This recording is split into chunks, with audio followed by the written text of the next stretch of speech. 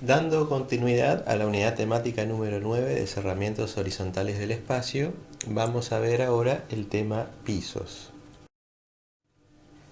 Conceptualmente podemos definir a un piso como la capa de terminación del paquete de solado. Recordemos que en la clase anterior habíamos visto la parte estructural de este paquete constructivo que se llama solado y nos estábamos refiriendo a los contrapisos. De ahí en más hacia arriba vamos a hablar de pisos, es decir, las capas de terminación no estructurales de todo este paquete. Las funciones son varias que podemos asignarles a un piso. Acá vamos a ver listadas algunas de ellas, como por ejemplo la de permitir una circulación fluida por encima de esta superficie de terminación, facilitar la higiene del ambiente, brindar confort y aportar a la estética, entre otras. Vamos a ver entonces, después de haber conocido o visto una clasificación general de ellos, algunas consideraciones que tienen que ver con el diseño de los pisos y el replanteo, tanto a nivel de diseño de planos como posteriormente en obra.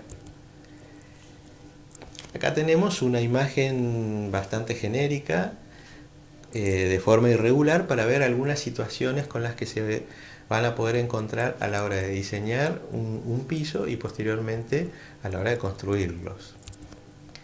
Por ejemplo, vamos a ver algunos tips de recomendaciones para el diseño y colocación de las piezas. En los vanos de acceso de los ambientes se recomienda que se coloquen y que se queden a la vista las piezas sin recortes, las piezas de tamaños enteros. Y hacia los laterales repartir en lo posible de la manera más uniforme los recortes que eventualmente puedan llegar a existir. Y también dejar en las esquinas o en los rincones con menos posibilidad de visuales los elementos cortados, los recortes y eventualmente alguna falla o alguna falsa escuadra en la constitución del ambiente. También está recuadrado abajo a la derecha una recomendación de no cortar, ahí dice el cerámico porque se está refiriendo a piezas cerámicas, pero esto es válido para otros tipos de materiales también, no recortar por menos de la mitad a las piezas. Esto en realidad está haciendo referencia a las piezas de menor tamaño, las piezas muy pequeñas que eventualmente haya que realizarle algún recorte en los extremos de los ambientes, queda no solamente estéticamente a la vista queda mal, sino que recortes muy pequeños hacen que las piezas no tengan una buena terminación. Una vez que se tuvieron en cuenta estas consideraciones en el nivel de proyecto, pasamos a la etapa de obra, donde también es recomendable realizar un replanteo con la ubicación probable de las piezas dentro del ambiente en el cual tenemos que trabajar. Este replanteo nos hace verificar que se cumple realmente lo que se propone en un plano o en una hoja, ya que a veces puede haber una discrepancia en las dimensiones entre lo que es la realidad y lo que se planteó en un plano o en un proyecto. Acá vemos en esta imagen la posición de las piezas. También se notan los hilos guías como para verificar realmente que las posiciones que uno desea desde el proyecto se puedan cumplir en la realidad. Sobre todo si tenemos, como en este caso, además cambios de dirección en la ubicación de las piezas, es recomendable hacer esta práctica para comprobar antes de la colocación definitiva de las piezas de que todo salga bien como se había planificado de antemano. Y para finalizar con las consideraciones para la colocación de distintos tipos de piezas para pisos, vamos a hablar de las juntas de dilatación. Las juntas de dilatación son una discontinuidad tanto en el material piso, que es el material que vemos como terminación, como de alguna de sus capas inferiores. ¿Cuál es la función de una junta de dilatación? Es controlar las contracciones de fragüe o dilataciones. Todos estos elementos superficiales tienen movimientos que, de no contar con las juntas de dilatación, que es el lugar o el espacio donde nosotros creamos constructivamente a propósito para que puedan realizar estos movimientos sin que la nivelación del piso se vea afectada, o se produzca la rotura de alguna de sus piezas. ¿Dónde hay que ubicar a las juntas de dilatación dentro de una superficie? En la coincidencia con las juntas del piso, es decir, eh, la junta de dilatación, vamos a ver ahora enseguida en unas imágenes, como yo les decía, es una discontinuidad material, no solamente de la pieza de terminación de piso, sino de sus capas de o mortero de asientos o adhesivo, y también parte del espesor del contrapiso. Entonces, esa junta de dilatación va a abarcar todas esas capas que les acabo de nombrar.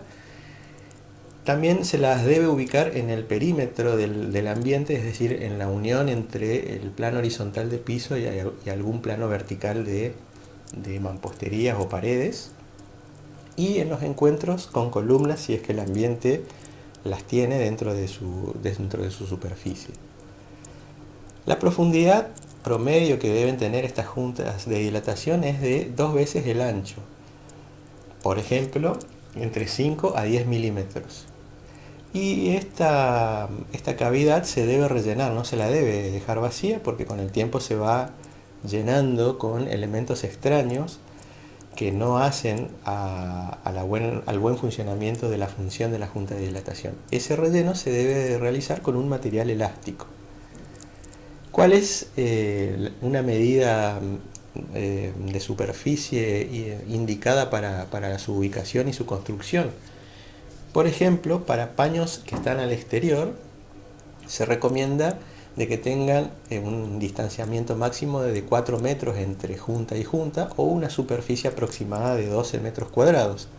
Y para paños interiores tenemos un poco más de holgura, porque no están tan expuestos a las variaciones de temperatura, una separación máxima de aproximadamente 5 metros entre junta y junta, o una superficie o cubrir una superficie de aproximadamente 20 metros cuadrados.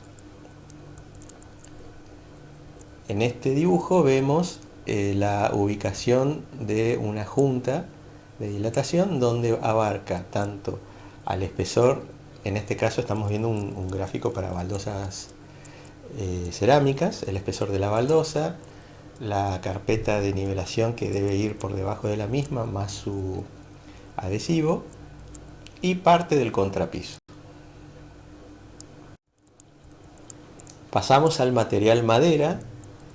En este caso no vamos a hablar de los pisos tradicionales de madera que desde hace muchas décadas se utilizan, sino que vamos a ver una técnica constructiva un poco más moderna a través del piso flotante.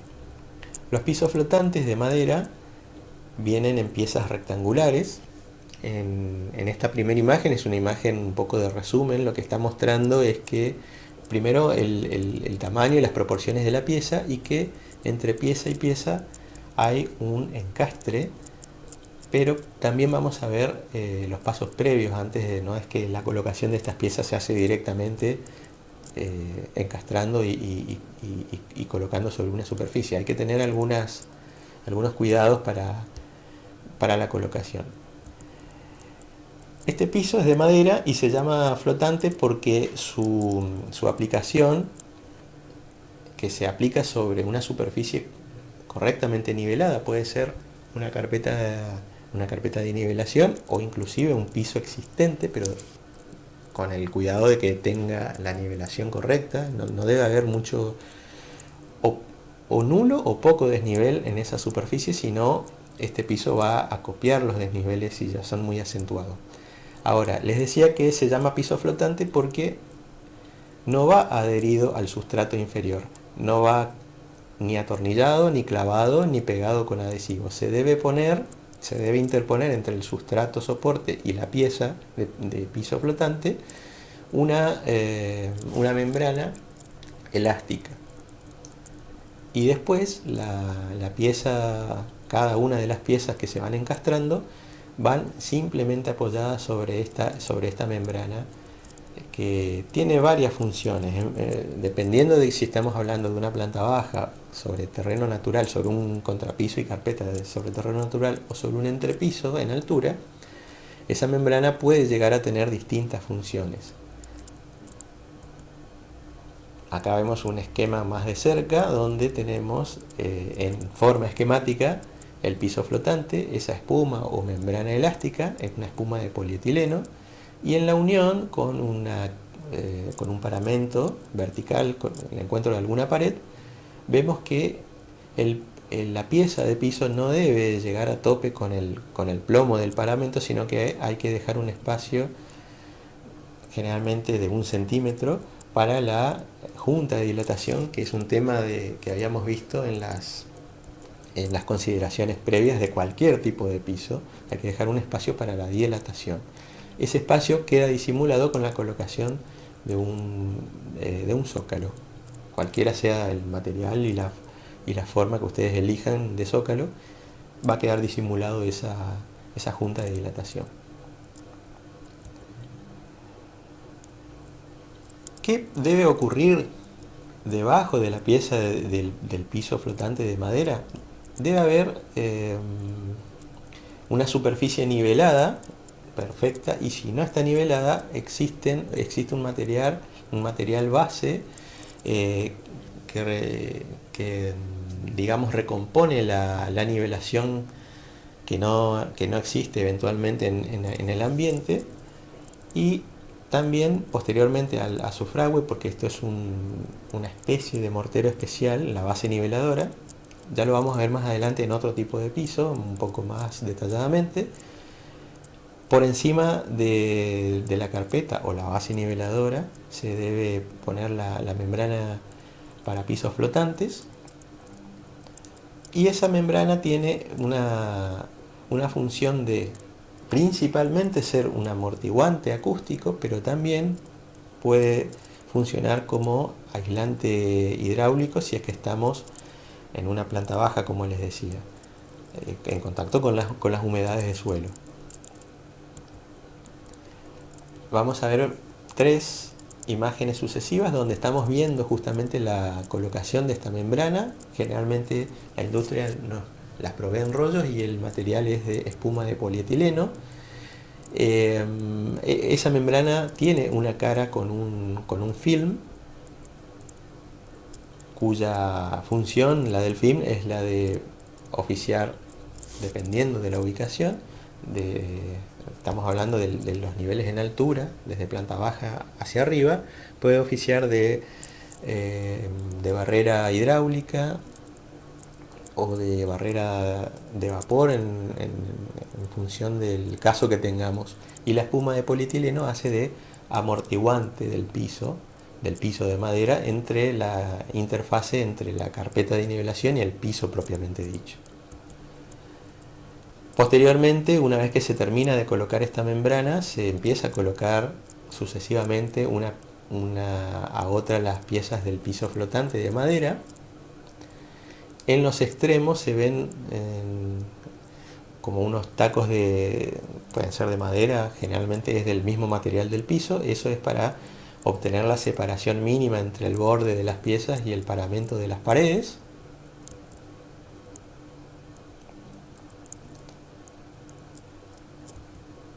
Y este es el aspecto que ustedes habrán visto o habrán transitado ya en varias oportunidades sobre un piso de madera, un piso flotante de madera. Es muy agradable a la sensación de caminar sobre un piso flotante, porque no hay un impacto fuerte al caminar. Hay una sensación de suavidad, si se permite la expresión. También la propagación de los sonidos y de los ruidos también se ve amortiguado por esta técnica constructiva que tiene por debajo una membrana elástica.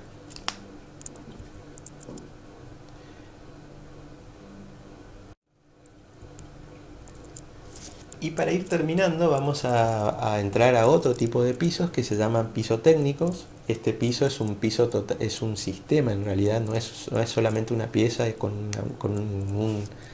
adhesivo. En este caso ya vamos a ver que ya no es un adhesivo, sino que es un sistema que hace que este piso sea totalmente industrializado. Hay que tener una mano de obra un poquito más especializada para su colocación. Y vamos a ver algunas de las ventajas que nos trae contar con este tipo de pisos.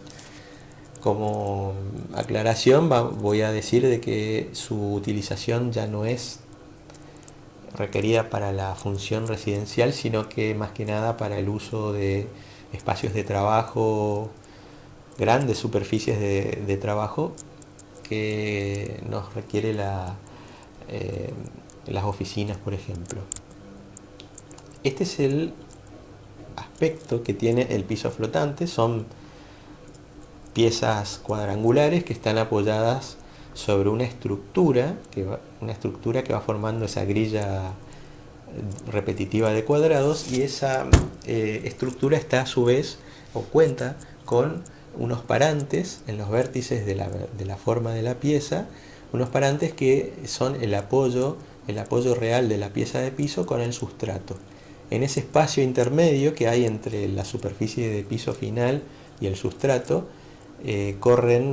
está la posibilidad de correr libremente todo tipo de instalaciones que quedan ocultas obviamente debajo de este piso, y que tiene la primera de las ventajas que le vamos a empezar a nombrar es que tiene la posibilidad de poder cambiar la configuración y el recorrido de las instalaciones existentes, poder agregar instalaciones o quitar instalaciones sin tener que recurrir a romper el piso y reconstruirlo. Es decir, se quitan las piezas en el sector que se desea trabajar o modificar, se realiza el trabajo y se vuelve a colocar el piso.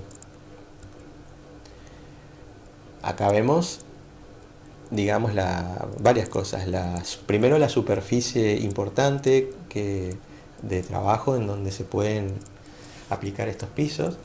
En estos lugares de trabajo hay muchas instalaciones, no solamente electricidad.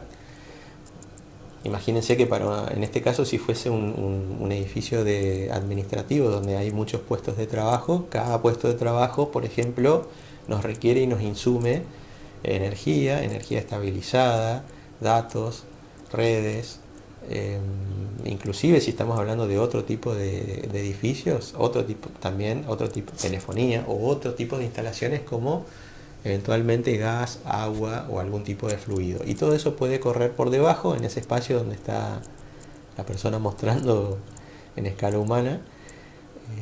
Puede correr libremente. Por supuesto que esto tiene un costo, no es accesible para el común de la gente, y tampoco es recomendable es excesivo, digamos, una tecnología bastante excesiva para una vivienda, para las necesidades de una vivienda. Acá vemos de cerca uno de los vértices del módulo de la grilla, donde vemos el apoyo de la pieza. En este caso estamos viendo una pieza metálica, pero también hay una pequeña gama de posibilidades en cuanto a las terminaciones del material. La pieza puede tener una terminación metálica, pero también hay módulos con alfombra, módulos con el material madera. Independientemente de esto, la pieza se apoya en cada uno de estos vértices en un soporte, y ese soporte está bien fijado al sustrato inferior, que puede ser un paquete de losa con carpeta de nivelación, y a su vez tiene la posibilidad de obtener cada uno de estos soportes un ajuste en vertical para el ajuste justamente de la nivelación, tanto de la pieza en particular como de todo el piso en general. Son regulables. De nuevo vemos una imagen ilustrativa donde, un poco desordenado, pero lo que está tratando de mostrar es que todo tipo de instalaciones puede correr libremente por debajo de la superficie final, de la nivelación final de las piezas de este piso técnico.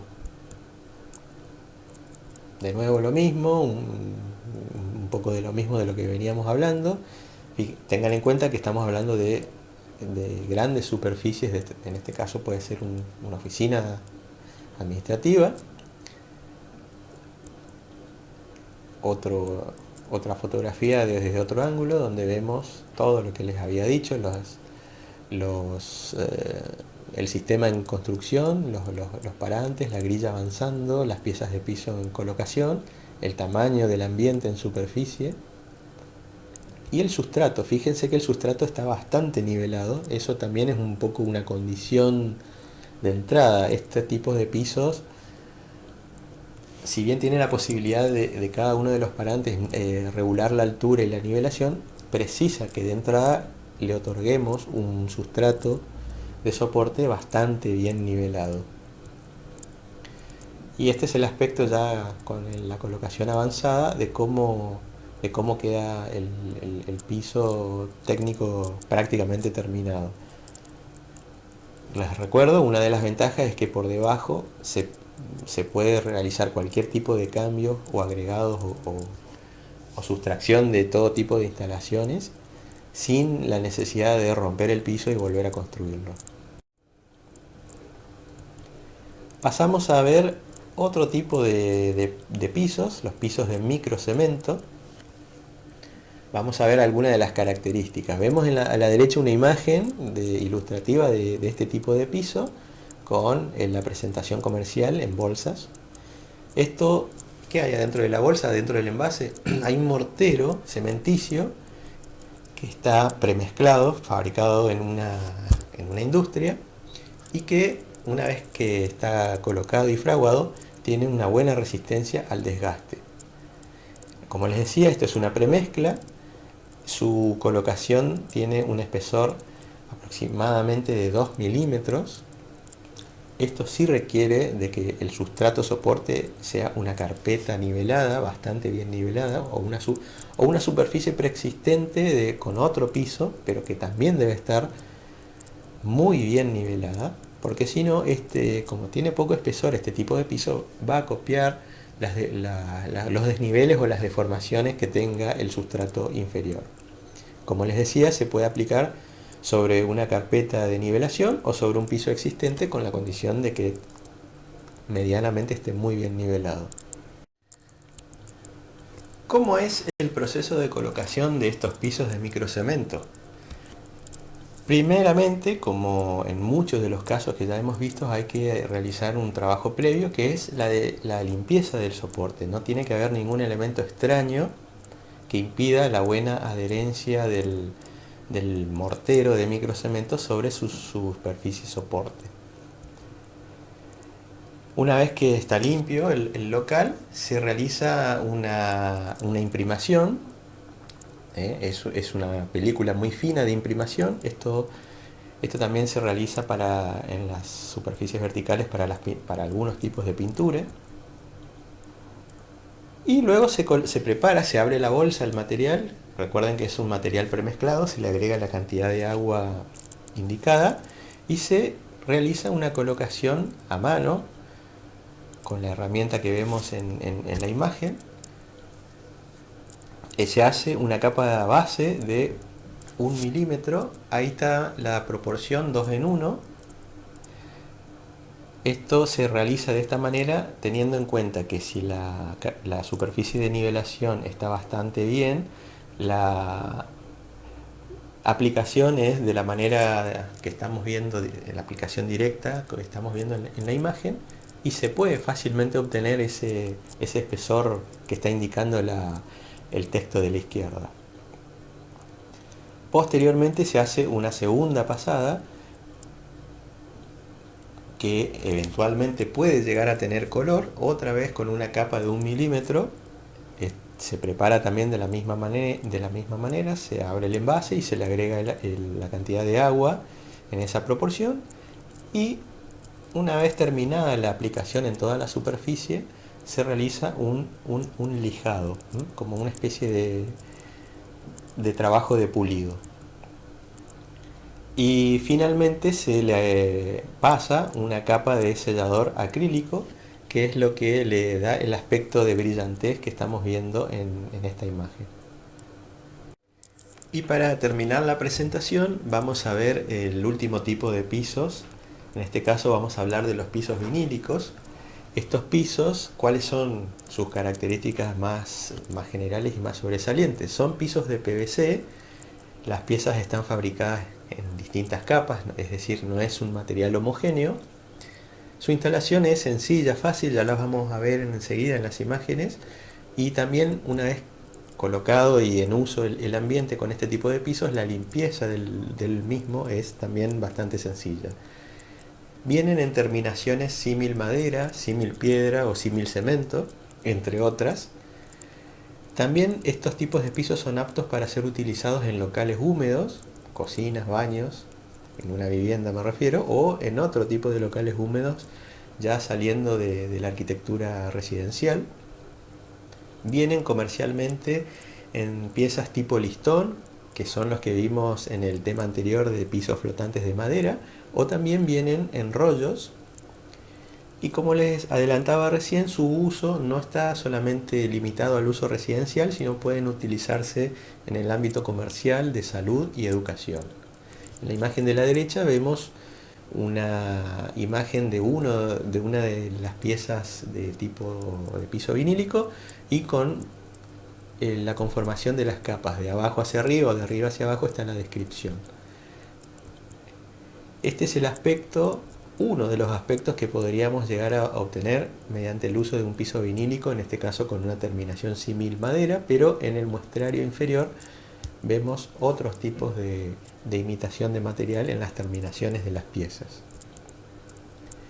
Como les adelantaba anteriormente, las presentaciones comerciales son en rollos, también con distintos tipos de terminación símil materiales, o en listones con la misma descripción que les acabo de decir. Vamos a ver el proceso de colocación de estos tipos de piso cuando vienen en la presentación tipo listones. Los listones son piezas rectangulares que tienen en una de sus caras una terminación tipo clic. Es una especie de fijación, no es un machimbrado, pero similar, que hace que la vinculación entre pieza y pieza sea totalmente a lo largo de uno de sus lados en el perímetro. Les decía, la presentación de estas piezas es de alrededor de los 20 centímetros por 1,20 m de largo. Tienen un espesor que varía entre los 3 y los 4,5 milímetros en función de las marcas y de cada una de las fábricas que comercializan estos tipos de pisos. Ellos necesitan o precisan de que exista una superficie firme y nivelada como sustrato. Este sustrato puede ser una carpeta de nivelación de mortero o también puede ser un piso existente, pero cumpliendo con la condición anterior de la nivelación. Este tipo de piso vinílico no necesita un adhesivo para su colocación, es decir, va aplicado directamente sobre su sustrato, pero va pieza con pieza, va vinculada mediante el clip. La colocación de estas piezas siempre se inicia desde uno de los laterales del ambiente y avanzando hacia el lado opuesto. Y recordar, como en muchos de los tipos de pisos que hemos visto hasta acá, tiene que haber una separación perimetral de 1 centímetro para generar esa junta de dilatación. En esta nueva imagen que acabamos de incorporar vemos cómo está el avance de una colocación de un piso vinílico sobre un piso existente. Seguimos con el tema piso vinílicos, pero en este caso con la presentación en rollo. Estos rollos tienen un tamaño de 2 metros por un largo de 25 a 30 metros. Tienen un espesor promedio de 3 milímetros. Como les decía en la imagen anterior, necesitan también una superficie nivelada y firme para su aplicación. Esa superficie puede ser, de nuevo, una carpeta o un piso existente. En este caso sí necesita un adhesivo para poder vincular el piso al sustrato. O también hay algunas marcas y algunas presentaciones comerciales que tienen el adhesivo incorporado cuando hablamos de piezas individuales. Enseguida vamos a ver un par de imágenes de eso. En esta primera imagen lo que estamos viendo es la preparación del sustrato. Se está colocando el adhesivo y al costado se está viendo un rollo previo en espera, previo a la colocación y a la extensión del mismo. Aquí en una imagen de un paso más adelante se está procediendo a la colocación y extensión del rollo del piso vinílico mediante la ayuda del adhesivo para poder adherirlo al sustrato. En esta otra imagen también estamos viendo la colocación de una pieza tipo listón en rollo, pero con el adhesivo incorporado. Lo único que se está haciendo es quitar el velo de protección para que quede expuesto y a punto de colocar la pieza con su adhesivo incorporado. Aquí estamos viendo eso, justamente la colocación del listón con el adhesivo incorporado, el listón que viene enrollado. Fíjense que en este caso es bastante flexible la pieza y se va colocando de a una, avanzando desde un lateral hacia el otro, como lo indicaban los textos de las indicaciones del proceso constructivo. Bueno, esa fue la última imagen. Hasta aquí hemos dado una breve pero variada síntesis de los tipos de pisos que podemos recurrir tanto en el diseño como después en el proceso constructivo de obra. Estamos dispuestos a responder cualquier tipo de dudas y consultas en la cátedra sobre este tema y todos los temas anteriores que hemos visto. Muchas gracias.